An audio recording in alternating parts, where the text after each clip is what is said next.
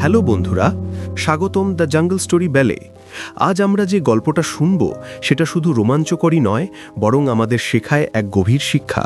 গল্পটা বলবে ভালোবাসা আর দায়িত্ব কাকে বলা হয়, আর অবহেলার ফল কতটা ভয়ঙ্কর হতে পারে। কখনো কখনো যাকে আমরা অবহেলা করি সেও হয়ে উঠতে পারে আমাদের জীবনের সবচেয়ে বড় রক্ষা কবচ। তাহলে চলো শুরু করি আজকের শিক্ষামূলক গল্প। বাংলাদেশের উত্তরের এক গ্রামে থাকত গফুর আলী নামের এক লোক। গফুর ছিল খুব সাদাসিধে কৃষক। তার ছিল একটুখানি জমি, কয়েকটা ধান ক্ষেত আর সংসারে স্ত্রী, এক ছেলে আর এক মেয়ে। ঘরে ছিল একটা পুরনো কুকুরও, নাম কালা।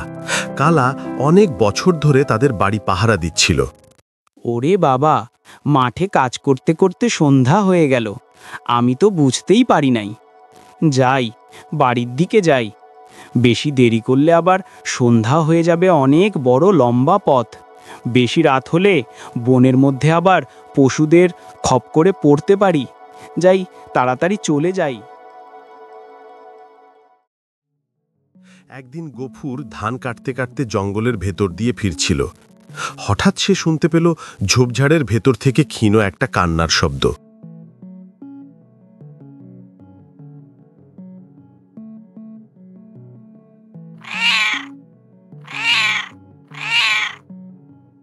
কিসের যেন একটা আওয়াজ পাচ্ছি। মনে হয় কোনো কুকুর বা বিড়ালের ছানা এখানে ছাড়া পড়ে গিয়েছে, মার জন্য কাঁদছে। যাই দেখি। ওরে বাবা, রাস্তার মধ্যে এত জঙ্গল হয়ে গিয়েছে। কই রে, কে রে তুই? দেখি দেখি। ওরে আল্লাহ, এ দেখি একটা বাঘের বাচ্চা এখানে একা একা। ওর মা কোথায়? ওর মাও তো আশেপাশে নাই।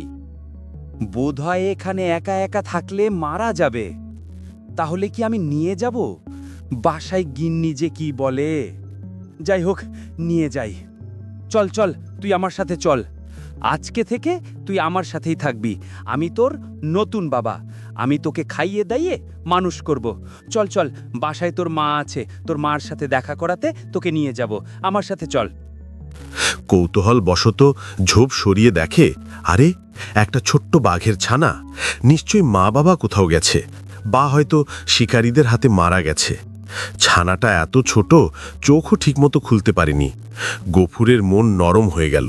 সে ভাবল, আহারে, এ তো একেবারে অসহায়, না নিলে বাঁচবে না। সে কোল তুলে বাড়ি নিয়ে এলো। বাড়ি ফিরেই বউকে দেখালো। বউ ভয়ে আঁতকে উঠল। আল্লাহ, রহম করো, এই লোককে নিয়ে আমি কোথায় যাব, কি করব? না, এই লোককে কি আমি কোনোভাবেই কিছু বোঝাতে পারবো না? এটা কি বসা জিনিস? তুমি এটা বাসায় কেন নিয়ে এসো? এটা তো একসময় আমাদেরকে খেয়ে ফেলবে। তুমি চিন্তা করো না, আমি এটাকে খুব যত্ন করে পুষব। এটা তো আমাদের সন্তানের মতো বড় হবে। পাগল, তুমি বুঝতে পারছো না? এটা আমাদের কোনো ক্ষতি করবে না। আমরা যেভাবে অন্য সন্তানকে বড় করেছি, ঠিক সেভাবেই একেও আমরা বড় করব, পোষ মানাবো। তুমি চিন্তা করিও না। তুমি শুধু শুধু তুমি রাগ এটাকে হচ্ছ। কিভাবে পুষবা? আমি বলছি, তুমি এখনই দিয়ে আসো এটাকে, এখনই। কিন্তু গফুর বলল, না রে, এটা আমার হাতে মানুষ হবে। আমি ভালোবাসা দিলে কোনো ক্ষতি করবে না। এরপর শুরু হলো বাঘের ছানাটিকে মানুষ করার পালা। নাম রাখা হলো সুন্দর। খা খা, বেশি করে খা, জলদি জলদি খা। তোর বড় হতে হবে, অনেক বড়। তোকে নিয়ে আমি ঘুরতে যাব, তুই আমার সাথে গ্রাম ঘুরে বেড়াবি। সবাই তোকে দেখে অবাক হবে। তুই খা, মন ভরে খা। গফুরের পুরনো কুকুর কালা, যে এত বছর ধরে পাহারা দিয়ে আসছিল, সে তখন পাশে দাঁড়িয়ে তাকিয়ে থাকত। আগে গফুর কালাকে খেতে দিত, আদর করত। এখন সব মনোযোগ চলে গেছে সুন্দরকে নিয়ে। কালা ধীরে ধীরে কোনায় বসে থাকত, খাবারও কম পেত।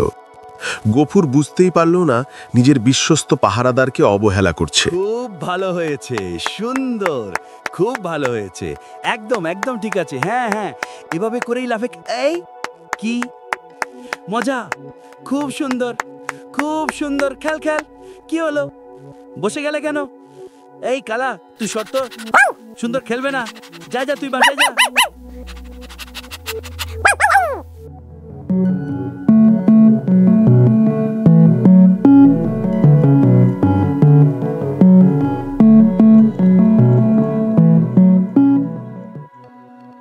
গ্রামের মানুষও সাবধান করত, গফুর ভাই এটা ভালো কাজ না, বাঘ বাঘই, কুত্তা বিড়াল না যে ঘরে রাখবে। কিন্তু গফুর হাসি দিয়ে বলতো, আরে এ আমার সন্তান সম, আমার সাথে কিছু করতে পারবে না। সময় পেরোয়, দিন যায়, মাস যায়, ছোট্ট সুন্দর বড় হতে থাকে। সে আর কোলে থাকার মতো ছোট নেই। তার গায়ে দাগগুলো স্পষ্ট হয়ে ওঠে, দাঁত বেরোতে শুরু করে, লোকজন ভয় পেতে শুরু করে, কেউ গফুরের বাড়িতে যেতে চায় না। কিন্তু গফুর এখনো ভাবছে, আমার সুন্দর কখনো আমাকে ক্ষতি করবে না। চল আজকে আমরা গাছ কাটতে যাব জঙ্গলে, অনেক কাজ আছে। আয় আয় তোরা আয়। আহারে, এটা কোন কাজ হলো? আমার কোড়ালটা নিচে পড়ে গেল, এটা খুঁজে পাবো কিভাবে? হ্যাঁ, এইখানে আছে, এইখানে আছে, এইখানে আছে। সেই রাত, এক রাতে হঠাৎ আকাশে ঝড় শুরু হলো, চারদিক অন্ধকার।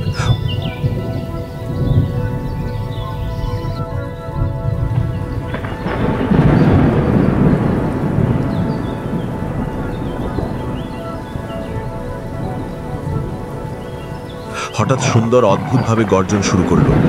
ক্ষুদ্রার্থ বাঘ তখন আর পোষ মানা ছানা নেই, মুহূর্তে গফুরে ঝাঁপিয়ে পড়লো।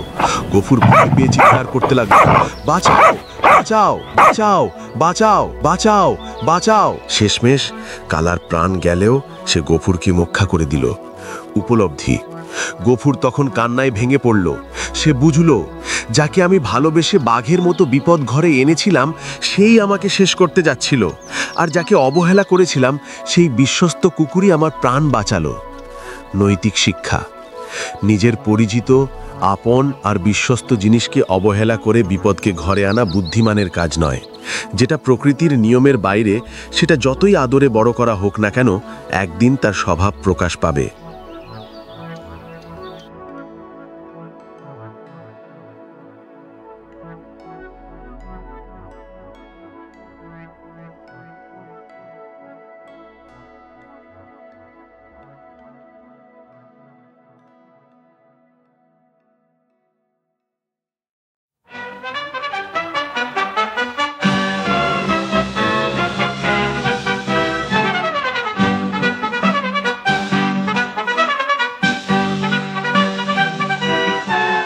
জঙ্গলেতে আজব খেলা, খুশিতে মন মাতো আরা, টিম টিম তারা ছটা, শুনবে মজার সব কথা। এই তো এসে গেছে তো জঙ্গল স্টোরি বেল, দাদু হাতি বসে আছে, চশমা চোখে সুর নাচে, টিলিং টিলিং ঘন্টা বাজায়, গল্প শোনার দিন যে আজায়। এই হলো দ্য জাঙ্গল স্টোরি বেলের জাদু। শোনো শোনো গো বন্ধুরা, কান পাতো সব ভাই বোনেরা, দাদু হাতির জাদুর ঘন্টা খুলবে সুখের গল্প খাতা। শুধু দ্য জাঙ্গল স্টোরি বেল দি, খরগোশ শিয়াল বানর ছানা, ময়ূর নাচে পাখি গানা, সবাই এলো ছুটে ছুটে মজার গল্প শুনতে বটে। সবাই যে দ্য জাঙ্গল স্টোরি বেলে এসেছে, দ্য জাঙ্গল স্টোরি বেল, মজা হবে খেলবেও খেল। দাদু হাতির জাদুর ঘন্টা, গল্পে ভরুক সবার মনটা। শুধু দ্য জাঙ্গল স্টোরি বেলে, the jungle story bell, subscribe now.